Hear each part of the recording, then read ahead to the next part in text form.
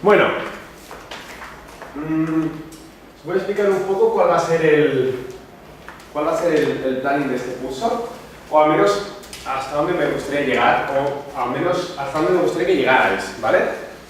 El bloque sería el siguiente, ¿vale? Vamos a primero, esto va a ser de cálculo, si podemos llegar a álgebra, pues guay, eso dependerá un poco, digamos, del ritmo de las clases y un poco de cómo os vea. Pero digamos que el bloque será el siguiente, cálculo. Esto va a englobar, la primera parte vamos a hablar un poco de conjuntos, correspondencias, vamos por aquí correspondencias.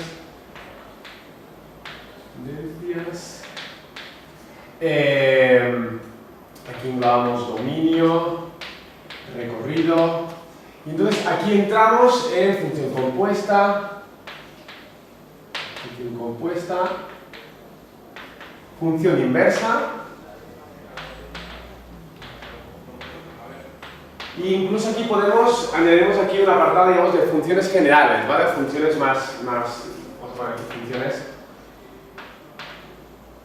generales, en plan la recta, la parábola, exponenciales, logarítmicas, trigonométricas, ¿vale? Que básicamente son las que más vais a ver. Una vez hayamos hecho esta parte, luego aquí entonces entraremos en la parte de límites y continuidad.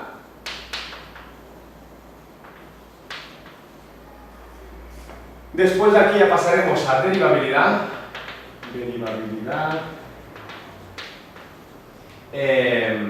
Aplicaciones.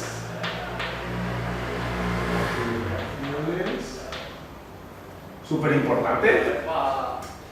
Aquí cuando hablamos de aplicaciones, hablamos pues recta tangente, hablamos recta normal a una tangente, hablamos de crecimiento, concavidad, etc. Lo englobaremos todo. Optimización, o sea que este tema será bastante potente. Y luego ya la última parte sería integración, o sea, este sería un poco la parte donde me gustaría llegar, la parte de cálculo, ¿vale? Y luego la parte de álgebra, que no sé si llegaremos, pero claro, si en agosto podemos seguir será cojonudo, pero en agosto entre uno se va una semana, otro se va otra, pues la cosa se complica. Y entonces la parte de álgebra, aquí empezaremos con matrices, determinantes,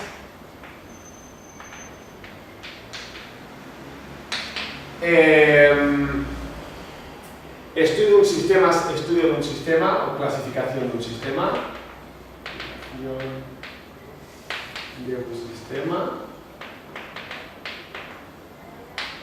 Y luego aquí empezaríamos, que esto ya sería, repito, no serían, pues serían espacios vectoriales,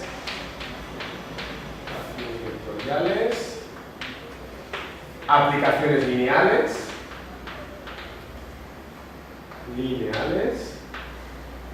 y diagonalización, pero repito, dudo mucho que lleguemos a esta parte. Pero yo, siempre y cuando lleguemos a esta, porque la álgebra siempre es un poquito más asequible, al final son sistemas, luego empiezas a manejar con las matrices y tal, es un poquito más divertido, aunque esta parte tiene lo suyo. Pero bueno, yo creo que un gran éxito del curso sería abarcar todo esto, ¿vale? Esto sería un poco el planning y vamos a empezar por esto, ¿vale? Sobre todo para entender lo que es bien el concepto de función, ¿vale? Vamos a empezar a hablar de correspondencias, ¿vale? ¿Preguntas? No tengas preguntas, ¿no? Aún no he explicado ningún concepto. Borro, ¿vale?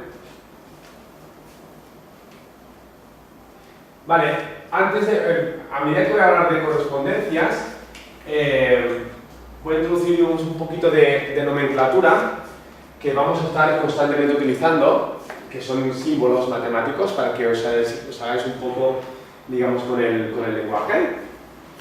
Pero esto ya vamos a empezar, vamos a poner el tema 1. Correspondencias. ¿Vale? Nuestro objetivo de hoy sería llegar a explicar, o llegar a entender qué es el dominio de una función, qué es el retorno de una función y poder calcularlo. Eso sería un poco el objetivo, ¿vale? Vale, entonces, cuando hablamos de correspondencia tenemos que hablar del concepto de conjunto, ¿vale?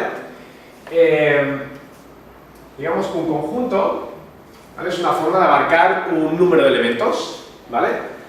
En este caso, supongamos que tenemos los elementos A, B y C, ¿vale? Y aquí está el elemento D, por ejemplo, ¿vale? Pues una forma de representar si un elemento está dentro, pues supongamos que este es el conjunto, voy a poner conjunto C, ¿vale? A, B y C, decimos que pertenecen al conjunto C. En cambio, D no pertenece al conjunto C. Pertenece, no pertenece. ¿Vale? Entonces, una forma gráfica al menos de observarlo es que si el elemento está dentro, pertenece, está fuera, no pertenece. Pero este símbolo lo vamos a utilizar bastante. ¿Vale?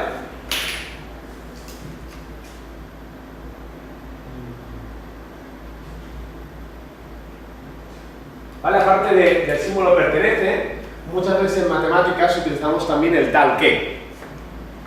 El tal que, por ejemplo, voy a poner una frase, algo que escribí bastante hoy.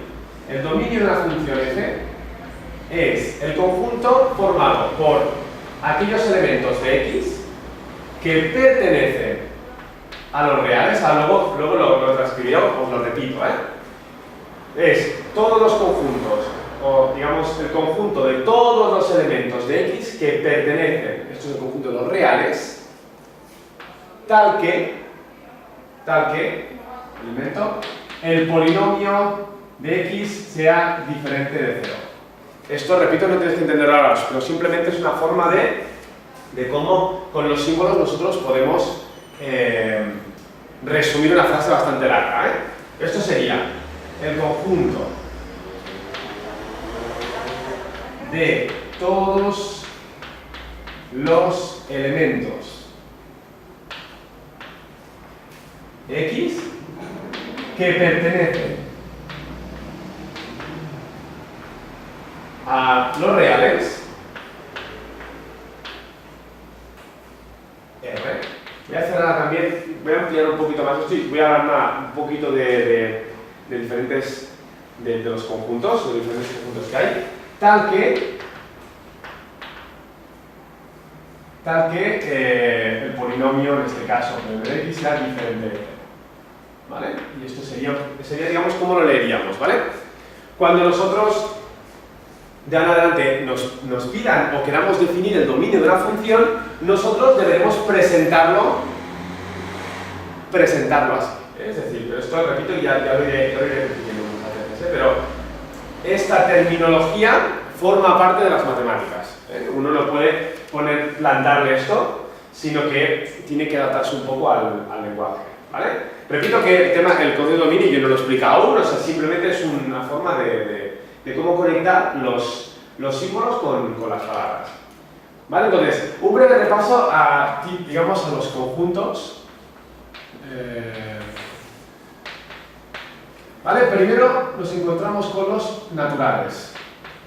Los naturales es el conjunto formado por los elementos estrictamente positivos, ¿vale? Como los naturales irían desde el 1, 2, 3, etc.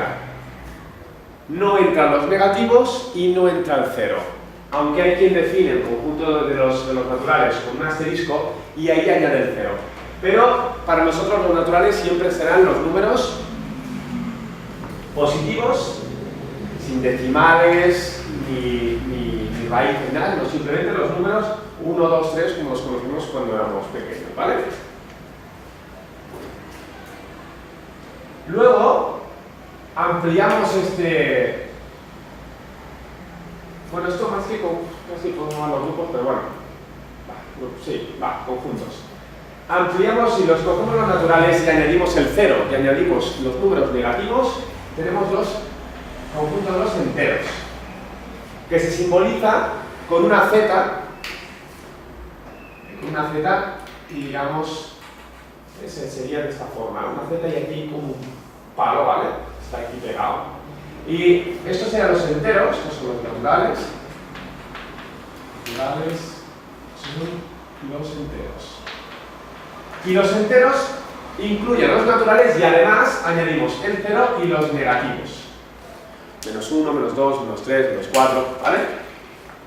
Esto que estoy haciendo yo un repaso muy rápido. Esto en realidad es muy largo, ¿eh? Es decir, definir los naturales con un conjunto, digamos, de normas, etc. Los enteros, definimos el neo, bueno, hay toda una historia, pero bueno, para al menos entender un poco cuando estamos trabajando en una región o en otra es importante. Luego, ampliamos un poquito más y ya nos metemos en los reales, que son los que nosotros vamos a trabajar a partir de ahora, ¿vale? Que es el conjunto de los reales. Los reales se amplía con los naturales, con los enteros. Perdón, aquí me he comido, perdón, me he dejado dos más, ¿vale? Así que vais a poner aquí, cambiar un momento esto. Pues los racionales. He dejado los racionales y los irracionales. Los racionales son todos aquellos elementos que digamos que podemos formarlo dividiendo dos enteros, ¿vale? Ejemplo, el 1 entre 2, 1 dividido entre 2 pertenece a los racionales porque sale de una división de dos números, en este caso enteros, ¿eh? El 1 y el 2 son tanto naturales como enteros, ¿vale? Por lo tanto, aquí podemos poner fracciones en general. 3 entre 4, 5 entre 6, 7 entre 8. ¿Vale? Por lo tanto, los racionales incluyen los enteros, los naturales y además añadimos las fracciones.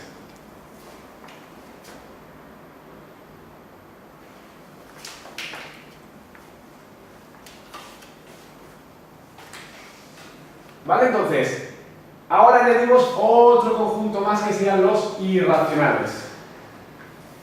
Vamos a poner los irracionales.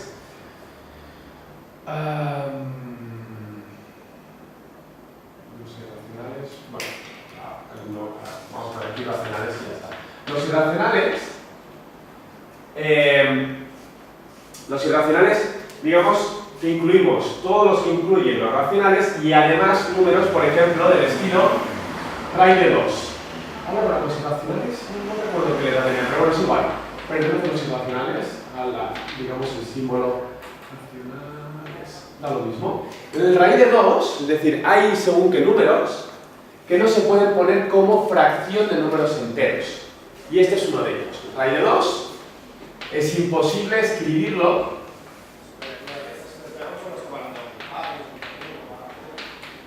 Es imposible escribirlo como una división entre números enteros. ¿Por qué? El raíz de 2, si lo miras a la calculadora, es 1,42 infinitos decimales.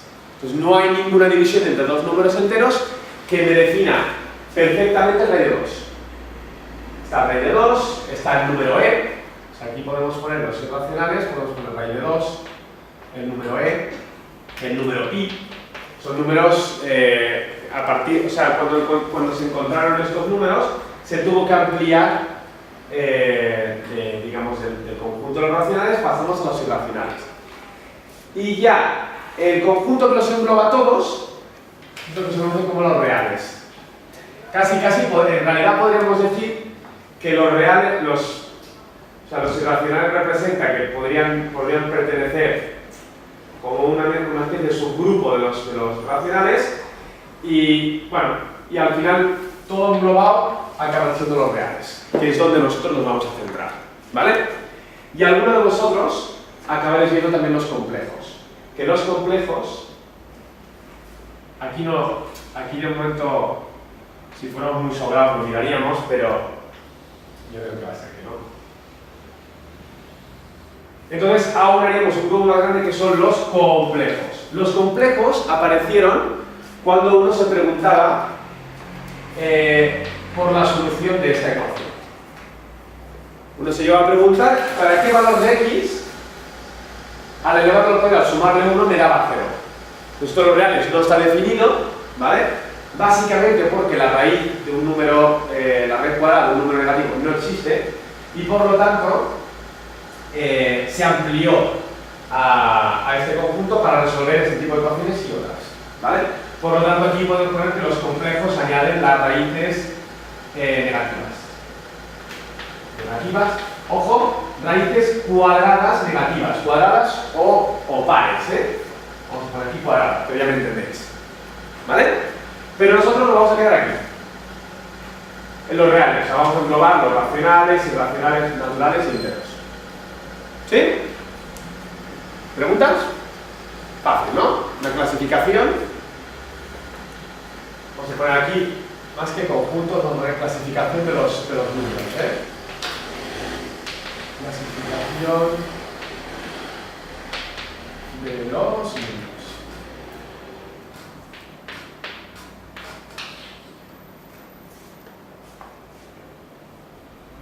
Pues cuando me aviséis, voy borrando.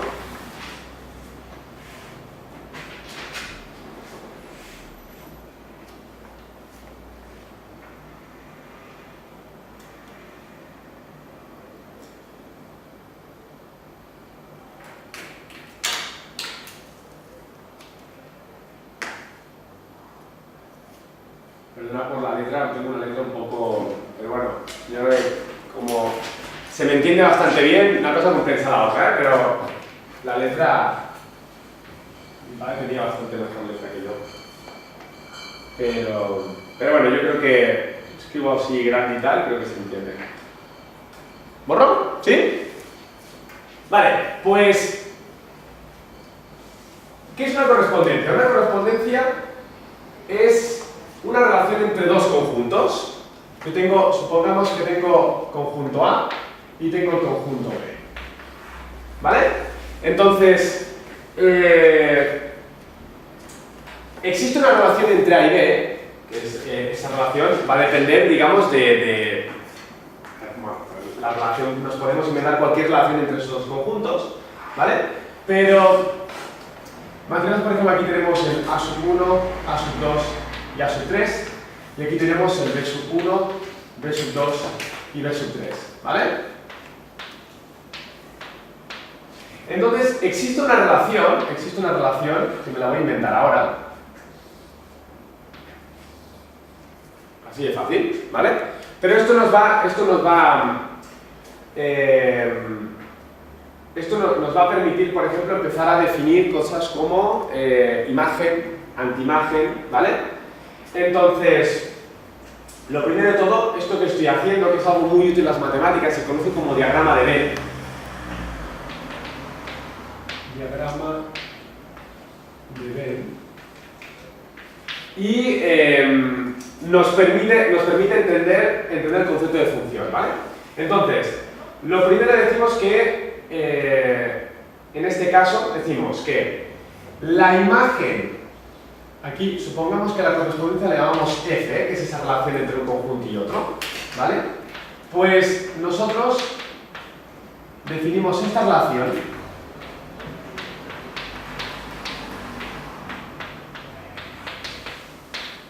como, y se lee de la siguiente forma: la imagen del elemento A es B sub 1, ¿vale? Esto es el conjunto de salida, conjunto de llegada. Salida, llegada. Ahora os pondré un ejemplo un poquito más, pero aunque ahora parece un poquito abstracto, es importante tenerlo en cuenta. Así que la imagen, fijaros que la imagen a través de F, porque correspondencias podemos tener muchas, la podemos tener con la F, con la G, nos pueden poner la correspondencia de muchas formas, pero nosotros siempre tenemos que responder según la correspondencia que nos dan. Entonces, la imagen de A sub 1 es B sub 1. La imagen de A sub 2 es B sub 2. Y la imagen de A sub 3 es B sub 3.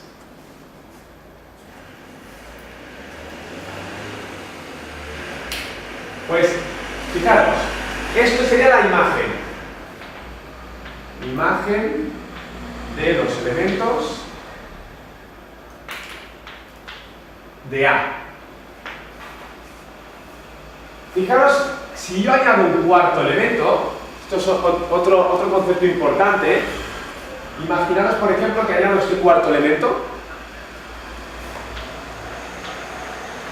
Como no tiene ninguna correspondencia, este elemento le corresponde lo que se conoce en matemáticas como el conjunto vacío, que se simboliza con una redonda y tachar directamente. Esto es conjunto vacío.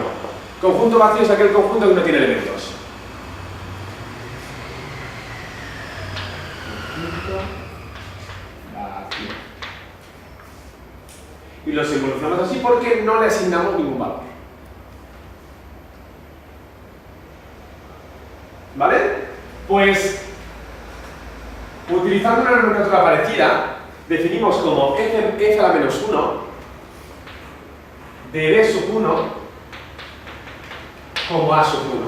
Esto se lee como la antiimagen de b sub 1 es a sub 1. La antiimagen de b sub 2 es a sub 2 y la antiimagen de b sub 3 es a sub 3.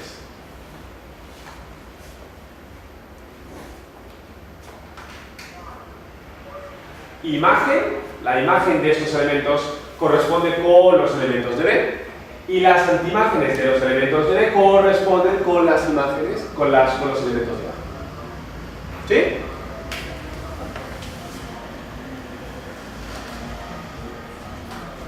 ¿Preguntas? No, ¿no? ¿Todo bien, no?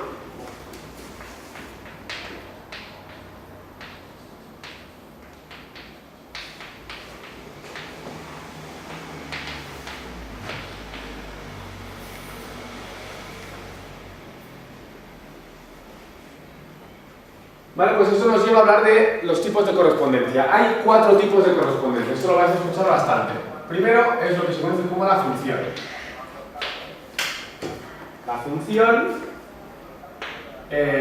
correspondencia inyectiva, la correspondencia exhaustiva. Yo diría que exhaustiva lleva exhaustiva, creo que lleva una H por ahí. Y la correspondencia biyectiva.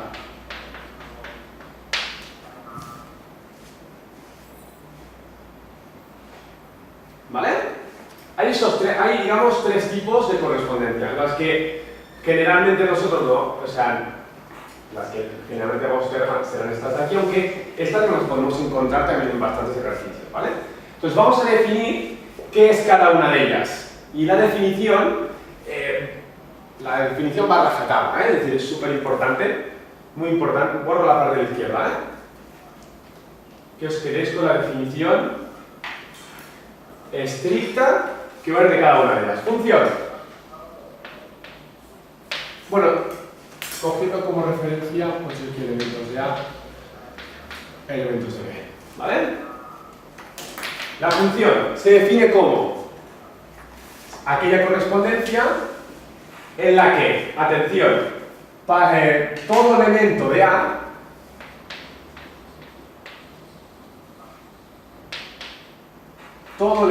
A es decir, de salida, le corresponde un único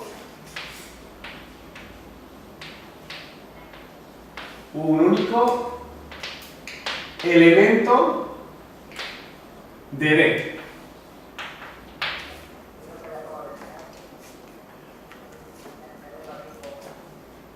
Un único elemento. ¿Vale? Es decir, definimos la función como aquella correspondencia si solo si todo elemento que tenga A le corresponde un único elemento en B. Un único elemento en B.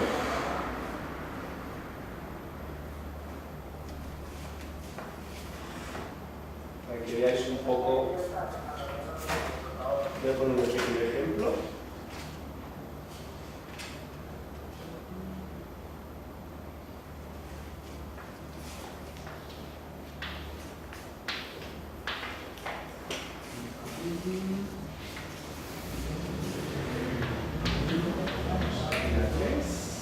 Bueno, voy a poner así.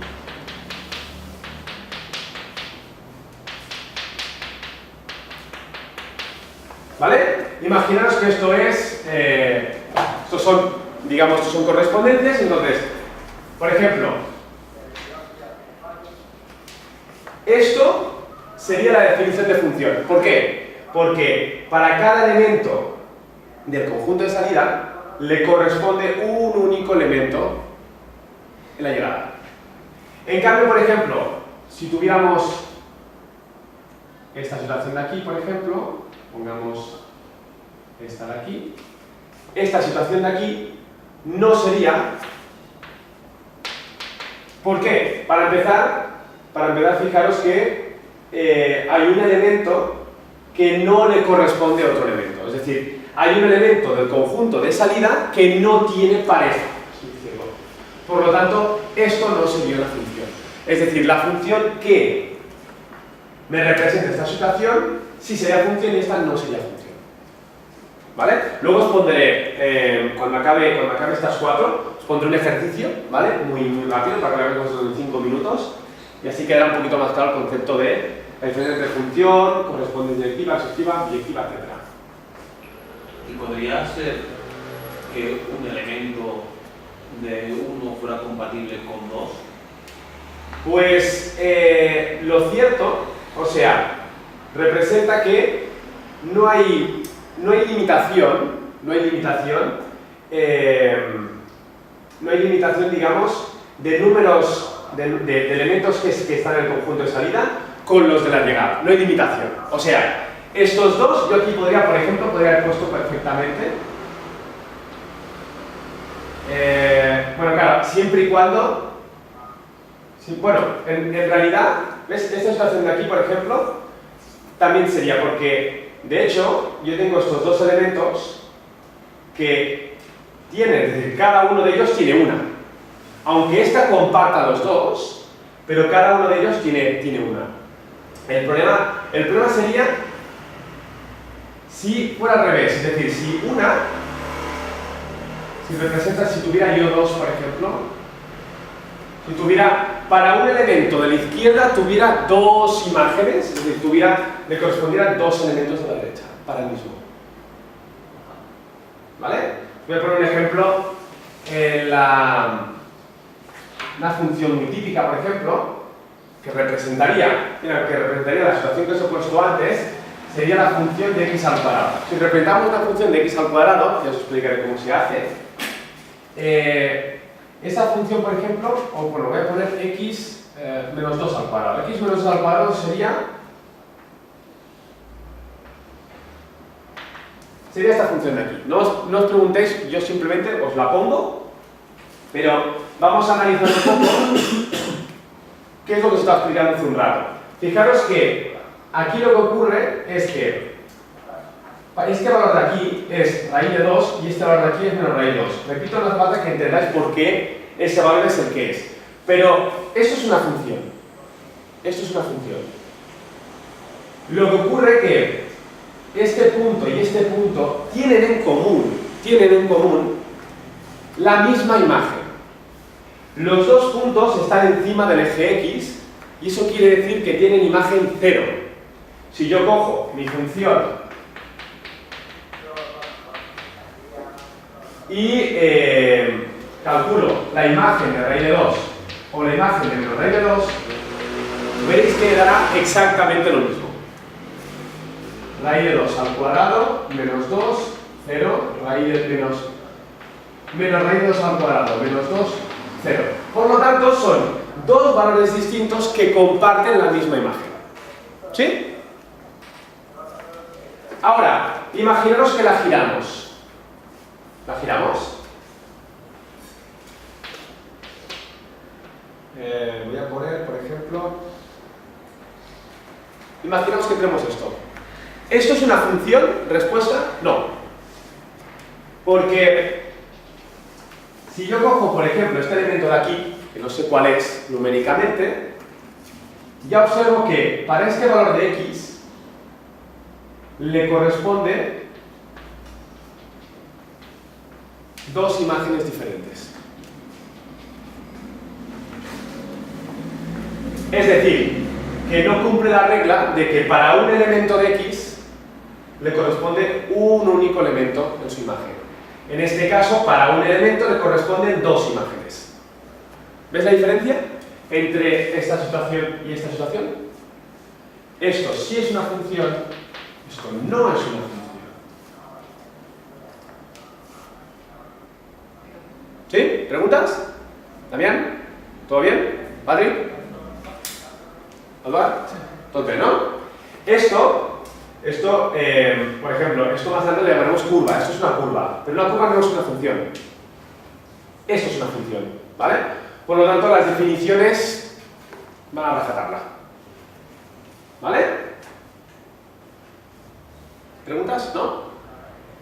Pues venga, seguimos. Correspondencia inyectiva.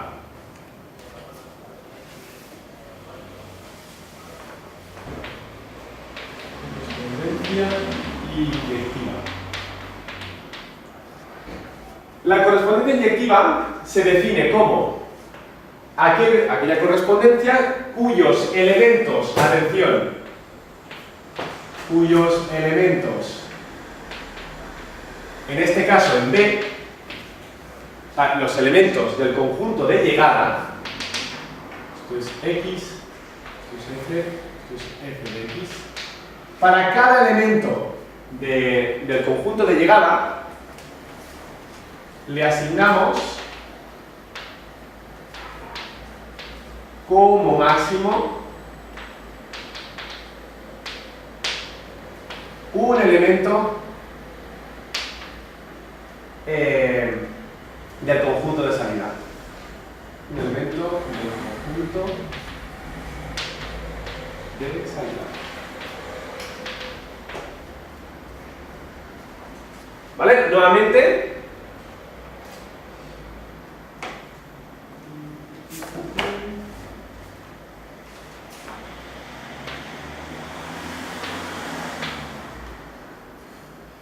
A, B, C y D. X, X. Este le asignamos este y este le asignamos este. Y aquí tenemos A, B, C, D. Esto sería 1, 2 y 3, ¿eh? 1, 2 y 3.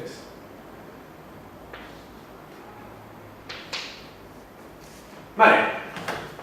Esto no sería inyectiva, esto sí sería inyectiva.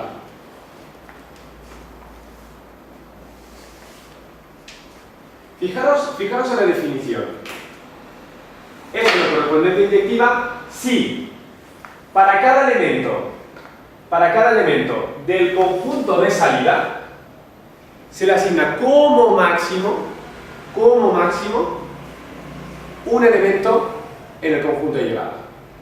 Pero no nos faltaría uno, ¿no? El de salida.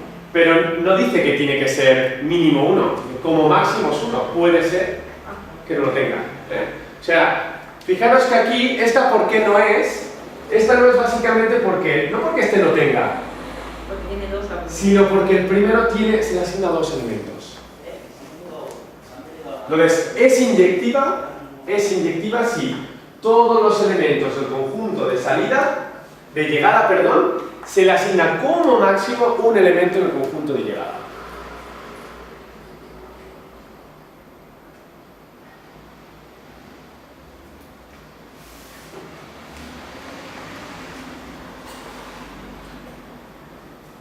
¿Preguntas? Sea compatible una con la otra, ¿verdad? Las inyectivas con la función. Sí, claro, sí. Yo puedo tener la función inyectiva, puedo tener una función exhaustiva. Sí, por supuesto. Sí. Yo digo que cuando ahora acabe estas dos, os pondré un ejercicio y con eso lo veréis. Repito que esta parte es abstracta, porque normalmente no se suele explicar. Bueno, sí que se suele explicar, pero la gente no presta mucha atención. Pero para entender realmente qué es una función, hay que pasar por aquí. Borro, ¿eh? Vale, correspondencia exhaustiva.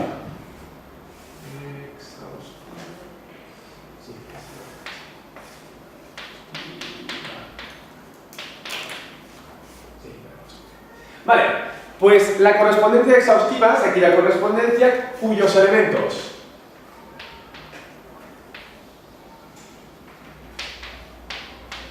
del conjunto de salida, de llegada, perdón, tiene o se le bueno, vamos a poner, se le asigna uno o más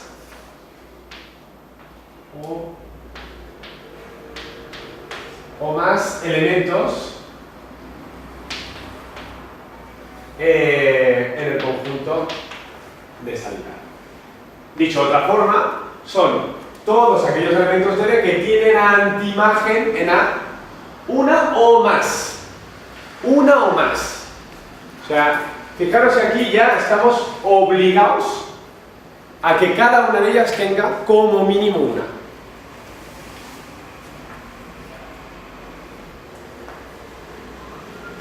Y ya con esto casi os acabo de dar la pista para la que viene ahora. A, B, C y D. X1, X2, X3.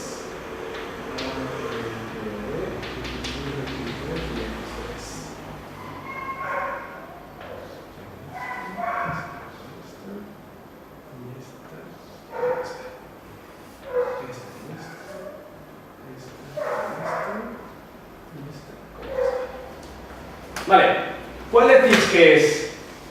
¿Cuál de las dos es exhaustiva y cuál no es?